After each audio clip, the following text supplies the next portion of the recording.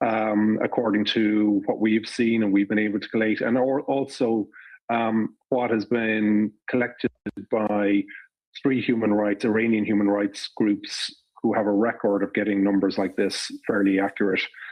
Two of them put it in around 3,000 to 3,500 people, one at about 6,500 people. And it's worth saying that, the Iranian. All right, that's pretty much what I was saying. I was saying about that 3,000 to 6,000, but we only got confirmation on 3,100 of them. But for some reason, unverified, people are saying, oh, it's 10, 20, 30,000. Now Trump came out of nowhere and said 45,000. And trust me, by next month, it's going to be 100,000.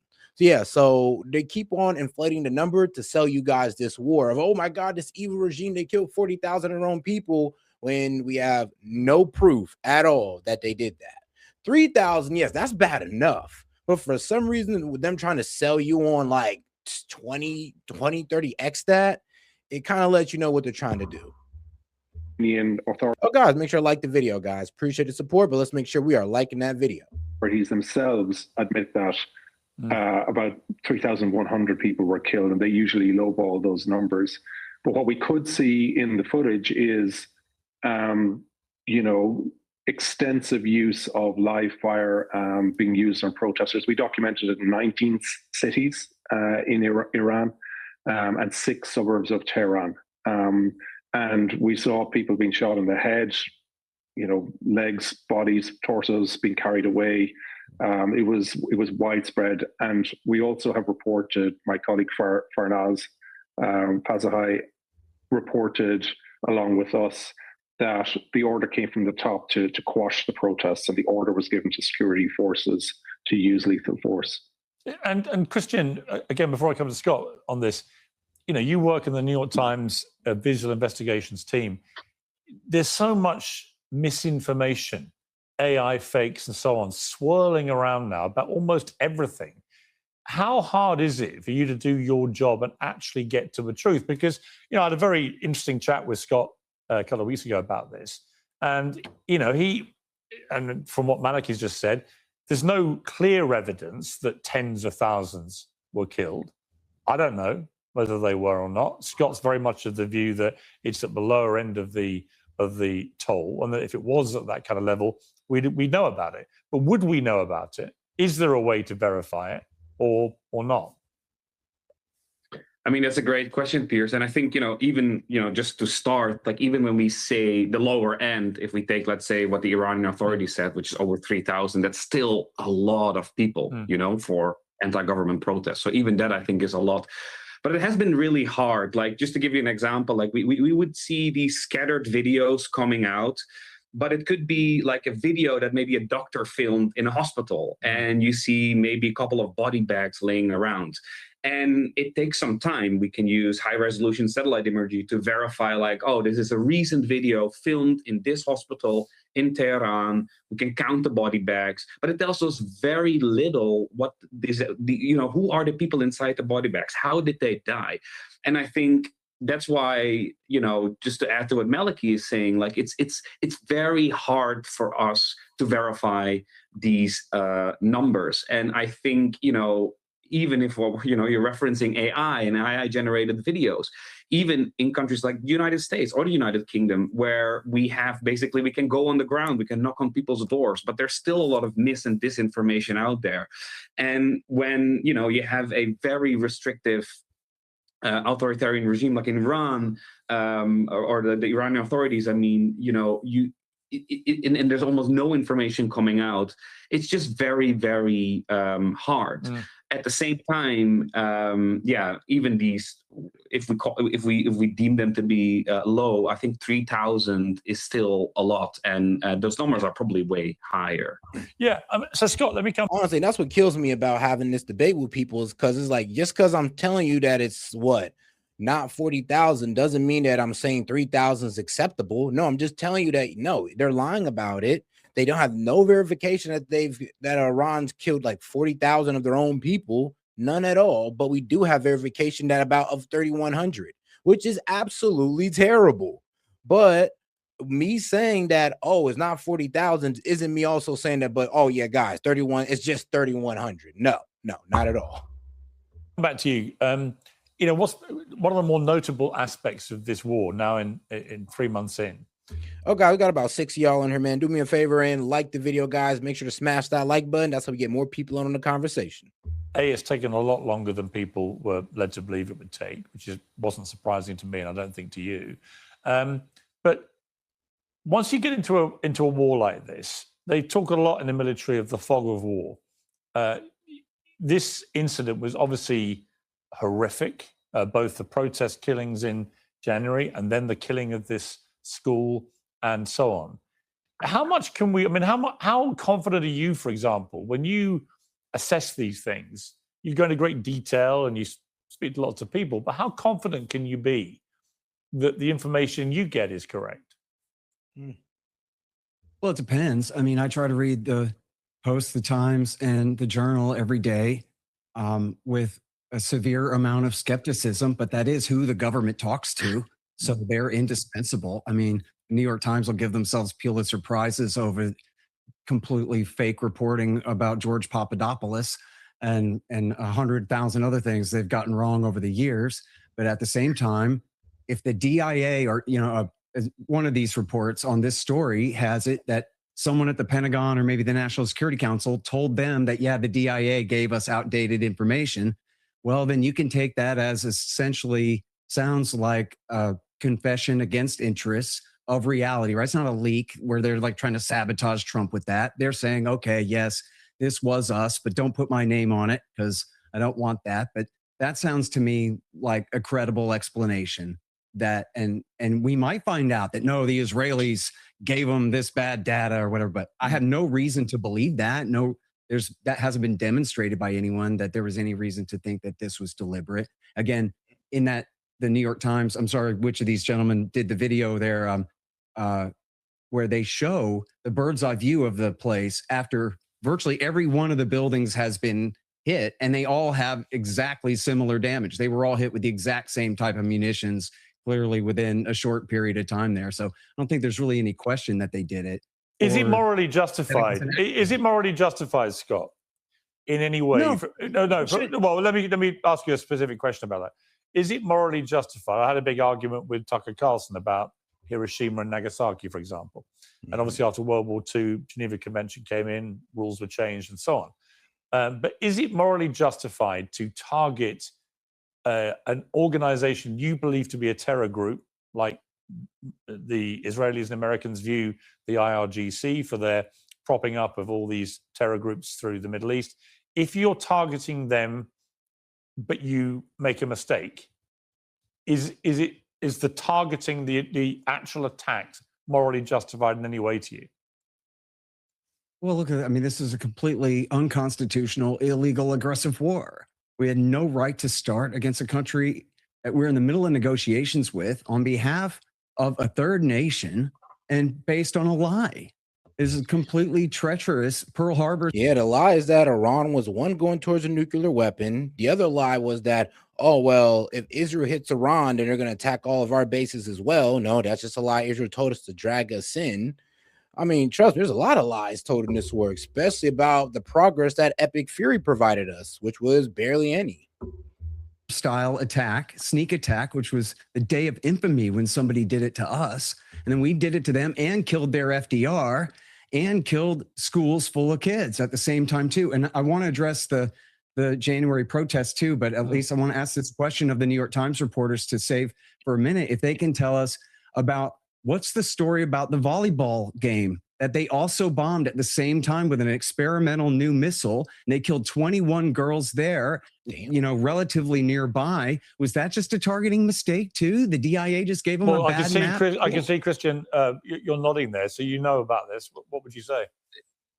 Yeah, actually, we've done a very, very deep dive on this. So thank you so much for bringing this up, because I already actually wanted to earlier. I was raising my hands, Piers. I want to say another thing, because I feel like there's a hyper focus, understandably, on Minab, because 120 children have been killed, many more civilians killed, but it is not like one thing, like, oh, this was a mistake, and that's it. And the rest we targeted military sites. And this volleyball hall, this recreational hall that you're referencing here, happened 5 hours after the Binab school bombing. And what we were able to establish is that, based on satellite imagery, videos, like all of the same things that we're doing in our investigations, is that the US deployed 3 new missiles that they had not used in combat before. And it's basically a missile that like explodes above the ground and basically shoots out 180,000 tungsten pellets in all directions. So this is not a weapon that you want to use above a residential area, because you're going to perforate, you're going to like, you're gonna put these tungsten pellets in everything that's in its way. But 3 of these missiles exploded above exactly that, above residential areas, including a sports hall where a girls' volleyball team was having practice. Oh. Not only that, there was also like a boys' team doing soccer practice. And we were able to establish that 21 civilians died. And what is so striking is this got way less attention, but U.S. Man, it sure did. I remember when I reported on it, but people were trying to call me, oh, you're supporting the IRGC. We would never do that. But actually, yeah, we sure did. Here's a report right here. So let's see here. On March 5th, 2026, the story, the storied, let's see, Azadi Sports Complex in Tehran was bombed, resulting in massive destruction. The attack, which hit the damn 12,000 seat indoor arena, was part of a broader series of strikes attributed to the U.S. and Israeli action inside of Iran. The target was pretty much, I'm guessing that they are targeting that. I guess that was the target. But let's see here. Like, was there any deaths? Let's see here. Let's see, if you're looking for the tragic 24 rocket strike that hit the soccer field in Manas, which resulted in 12 deaths of children, teenagers. Okay, that was last year, so that don't count. But all right, let's go ahead and get right back to it. But yeah, no, the story is real. All right, guys, let's go ahead and get back to Piers Morgan. Oh, make sure to like the video, guys. Appreciate support, by the way. But let's get more people on the conversation by liking the videos, and any question, comment, jokes, or disagreements. Shoot, you can just type it in the chat, or you can super chat it in to support the show.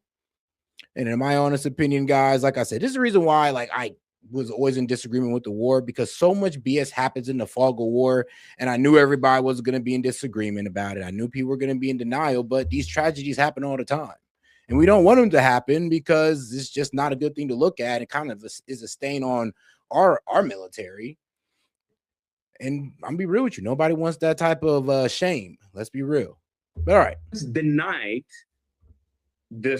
any responsibility and did the same thing. They said, actually, what you're seeing in the video, that's not a US missile. That's looks like an Iranian missile. So they again shifted the blame towards Iran. But we are very confident that this is a US strike, and where they also used a new type of weapon that wasn't tested in combat. And it's absolutely striking to see that this was used, and we don't know what happened there. Was it a targeting error? Like, again, this was a sports hall that was adjacent to an IRGC compound, so very similar. And Christian, was that for those not familiar with this story? Yeah. Was that fired from a plane, from a submarine? What kind of missile are we talking about?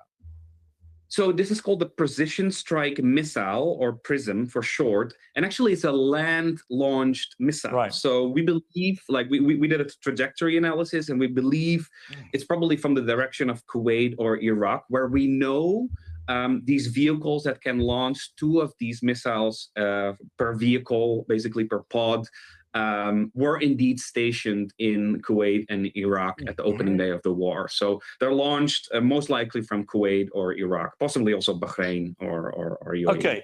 And Ryan, again, coming. And that's why they got attacked, because these missiles that were striking civilian infrastructure in Iran, they were coming from the Gulf regions. Like, the UAE, Kuwait, Qatar. Yes, we were attacking them from our military bases in the region, which that's what you're supposed to do. But here's the problem, though. When Iran turned their guns on their so-called allies or neighbors, well, we can't really be too mad at Iran, because we're attacking them from their allies and neighbors. And if we thought that, that was going to be a shield for them, then guess what? We were wrong. Back to someone who's had combat experience, but this whole fog of war thing, how serious is it taken to be absolutely precise when you're targeting these things? Because if I think back to World War II, obviously hundreds of thousands of civilians were killed in places like Dresden and others. And there was an argument put up, it was morally justified. But many people felt it was a war crime, right? You know, where's the line for you with these things? For me, it's a very hard line. And I think if you ask any military fighter pilot or anyone operating these deadly weapons, you got to be able to sleep at night. That's the first thing. So prior to deployment, I remember having conversations with some of my most trusted friends that the number one thing was don't kill civilians and don't kill friendlies. That's the number one thing, because all these military members that are out there are put in this impossible position of going out and targeting with the best information they have and then using their moral judgment. And I think we're in a much different time than we are in World War II, but the military still has to make crucial last-second decisions, and the fog of war can happen. But I think the underlying tone of every military member I know and that I went into combat with was you don't pull that trigger until you know for certain that you're minimizing collateral damage and hopefully avoiding it completely. Now, when it comes to the law behind these types of things, these targets become legitimate if there's active firing coming at you from them. So if you're right above the target, they're shooting at you. There's reasons why certain civilian centers can become actual targets. Now, I don't see that as the case here. But when it comes to the legality of it, it's something that we go through time and time again. I mean, I flew with a packet on my knee in the F-15 that told me the different situations where I could and couldn't drop. And at the very top of the list was avoid collateral damage at all cost. Another thing to hit on as well, Piers, is the fact that we know Iran has targeted civilians in the Persian Gulf over 1,000 times. So I think it's good we're having this conversation. The U.S. military should strive for zero civilians dying when we're going after this radical regime. That should be the focus. But I think we have to also look and see that Iran's using this as a propaganda play and a win while they're shifting. They're like, hey, look over there, look over here. While we're gonna launch drones at 1,000 different times at civilian neighborhoods in the Persian Gulf. We want you guys to look at these incidents, which again is good. Yeah, but what did my man just say over here? That we're striking them from the Persian Gulf, bro. It's like, are you serious? We're striking them from there. We're literally striking them from Kuwait, UAE, Qatar, Saudi Arabia. We're striking them from our bases in the region. That's why Iran is striking them back, because they've allowed us to use their country as a stronghold to strike them from. Like, you can't, I'm gonna be real with you. What did you expect to happen? Of course, they're gonna go ahead and strike their neighbors. Why? Because we're attacking from there. And bro, over here acting like that's just not a factor. I'm glad we're having the conversation. Yo, what's going on, Kingin? But let's not pull any punches for the IRGC and what they're doing. No, I mean, I think the argument is always that we should operate at a higher moral, ethical plane than the enemy if we view them as a bunch of terrorists. Here, can I address January here? The massacres in January, because that was brought up. And so, as you mentioned, when I was on your show previously, I disputed the 40,000 dead claim. Now, I'm not Iran's lawyer, as I tried to make clear there. I'm from Texas. I'm not here to argue their side of the story. I'm just here to argue against inflated war propaganda. Right. And I think what these gentlemen from the Times say about it must have been 3,000 or 4,000 sounds right to me. In fact, one of the National Endowment for Democracy sponsored groups talking to the Wall Street Journal said it was 6. So I said, okay, so it's probably about 4. And that's a lot of people. That includes horrible massacres. But as we know, and as Donald Trump has admitted, that those were also against fighters who were burning mosques and killing policemen. And it was an armed insurrection. Yeah, like the wrestler who got executed. Yeah, the wrestler who got executed was caught on camera hacking to death a police officer. Yes, with a machete.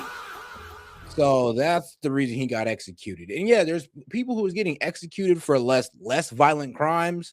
But that wrestler right there was the worst example for the media to pull out, because I'm like, yo, he's literally on camera, like chopping up a police officer. I'm like, okay. Like, I know here in America, you'd go to jail for life over that, but in Iran, no, you get hung. Direction in part, which I think was piggybacking on top of the protests. And then did the state also kill innocent protesters there too? Apparently. I mean, if we're at 4,000, if we accept for argument's sake here 4,000, that's a lot of other people that got caught up, not just the armed insurrectionists, but there was an armed insurrection going on at that time. And my point was not that, oh, see, Iran is this much less morally guilty or whatever, but I'm just saying The reason the numbers are inflated by 10 times is because, one, they're trying to jerk your chain and get you to believe their lies so that you'll get emotional and support an aggressive war that we should have never started. Yeah. But two, underlines, again, this crucial bit of propaganda, which is that, which Donald Trump apparently believed himself, and based on this lie, that, see, no one in Iran supports the regime. They are such kooks and such criminals. They only cling to power through the barrel of a gun with no popular support whatsoever. Why, see, they had to kill 40,000 people to get the other, I don't know, presumably hundreds and hundreds of thousands of people to give up and go home. Otherwise, they surely would have lost power in January. But that's just not true. There are, not including me, but there are substantial numbers of people, millions, tens of millions in Iran who do support their regime. And just as I've predicted and can prove it going back 20 years, if we attack them, we'll drive more people to support their regime than before, just like Americans rallied around George W. Bush after the great... Yeah, like the delusional stance of Fox News hosts who honestly think that, oh, you know, if we just keep bombing them, we could get the people to rise up, is like, you know, while we're bombing them, we're destroying civilian infrastructure. You guys bombed the bridge that people were using as well to, you know, see their family, get to their jobs, transport their items and all this good stuff. Why would they be on your side when you're making life harder for them? Like, really think about that. Use common sense and don't listen to your Fox News host, because they're sitting there feeding you a fantasy of something that nobody in the world will go for. Like, you're not going to align with the people who is literally making your life harder. I mean, and if not through sanctions, through blowing up your civilian infrastructure. But let's get over here to this video that I showed a couple of nights ago that kind of proves what Tom Horton is saying, where, yeah, they have support, guys. Ordinary Iranians are now Let's get right into it. regulating threats from the White House. Ordinary Iranians are now being urged to prepare for war. Right, well, these rallies or gatherings have been taking place every single night for the past several weeks, and so they're not new. But what is new is the introduction of weapons, and these kiosks have been set up in each of these sort of squares where members of the military, there you can see them with masks on, they're showing people, in this case a woman, the basic skills of how to use what I think is an AK-47 or a Kalashnikov, things like that. Look over here. They're showing children how to use them as well.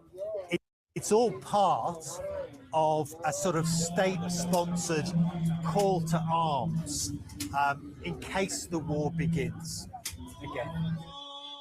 It's all guns on state television too.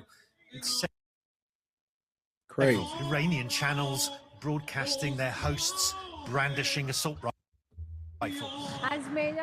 They gave me a weapon so I could learn how to use it, like you, this anchor tells her viewers.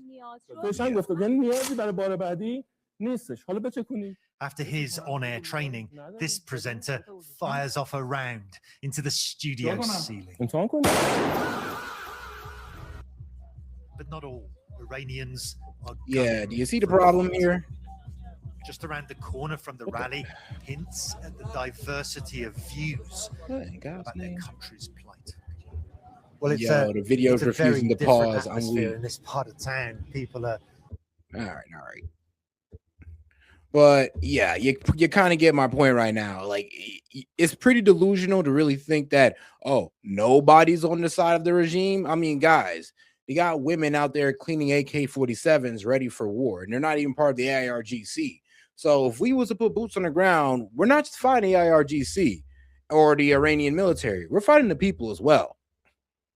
This failure of any president in American history. When we got hit on September 11th, we still all told the pollsters we support our security force against the enemy, no matter who they are. And that's the same position we put the Iranian people in. And that's why they held giant rallies in Tehran with hundreds of thousands of people coming out in support of the regime. So and I'll just add something. It was based on a bunch of propaganda in the first place. But let's be mindful that, of course, the death toll on 9/11 would not be dissimilar to the death toll that we all think is, well, the panel seems to be in some agreement with. They weren't Americans in New York City, were they? That's the difference. Hezbollah didn't do 9/11. We've got to bring this to an end. I just wanted to ask Maliki one question separate to this, which I think I should just ask, given we have two New York Times journalists here. A lot of furore in the last week about the Nick Kristof report into what was going on in Israeli prisons with Palestinian prisoners. What's the feeling inside the newsroom at the New York Times? Is everybody 100% behind this reporting by Nick Kristof? Yeah, so pretty much this guy Kristof pissed off everybody by reporting what was going down in the Israeli prison with these Palestinians that's been held on charges of terrorism with no court date, no nothing, violating all types of rights. Well, I guess that Americans uphold, but not Israelis. But yeah, and these prisoners or captives would be pretty much reporting rape. Yes, they were being reported to be sexually assaulted. And here's the wild part. The prisoners and the guards both corroborated these accusations and these stories. But when the New York Times ran it, yeah, the management came down and other editors came down and said, yo, this is anti-Semitic. How could you ever say this about Israel, the Holy Land, oy vey, blood libel? So, yeah. But back to it. Whoops. I'm not across the debate really around that. I'll just say that Nick is a proven reporter over decades of reporting from conflict zones and on the question of sexual violence in conflict as well. He's got a reputation that very few other journalists have. The Times is rightfully standing by his reporting, and there were reports of sexual violence, long predating his report as well. I would add. Yeah. Okay. Yeah, there has. There's been long reports of sexual violence in Israeli prisons towards Palestinians for a while now, for a long time. Okay, Maliki Brown, thank you very much. Thank you to all my guests. I've got to leave. And that's like the savage part about this. It's been going on for a while, and I'm pretty sure people are just now hearing about this. I'm sorry, we run out of time, but thank you all very much. I appreciate it. Thank you, Piers. There needs to be a point of clarification, though, about the number, just very, very, very briefly. Because you have a lot of people. Basically, I think what we're saying is, if we take the lowest number, at least 3,100, right, is what the Iranian authorities say. And I think we talked about how hard it is to verify. And I think some of these Iranian human rights organizations that are doing credible reports, they say they still have 11,000 names under investigation, right? They're still investigating. So that number may get way higher. I think that's perfectly reasonable. I don't think we know is the bottom line. It's very hard to get to the reality, and hopefully we'll get some more clarity. I mean, I feel very strongly about the situation in Gaza, that all these things have been claimed and counterclaimed and so on, but the international media are still not allowed in to do their jobs, even though there's supposedly a ceasefire, which I think is just completely outrageous. And in my experience of these things, when a government stops media from doing their jobs somewhere, it's because there's stuff there they don't want the world to see. I've got to leave it there. I'm sorry, guys, we run out of time, but thank you all very much. And all right, guys, make sure you like the video, guys. We're gonna go ahead and move on to the next one. Let's get into this whole Thomas Massie thing again, because like I said, I ain't gonna lie, I wasn't shocked. But I was disheartened at Thomas Massie's loss of his election seat. And the reason why I wasn't shocked because of all the money that was being put behind it. And I kept saying, this problem in politics is that money is kind of more important than what the American people think. And they'll use money to manipulate the American people or just to get enough voters to turn up for a person who nobody heard about before and who's anti everything that MAGA stands for.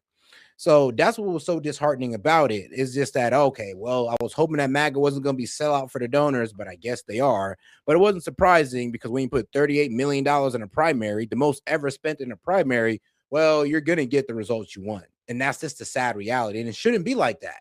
That should once again bring up the argument of why the hell we allowed these billionaires to pour so much money into politics to get their way, when it most likely is not the way of the American people. What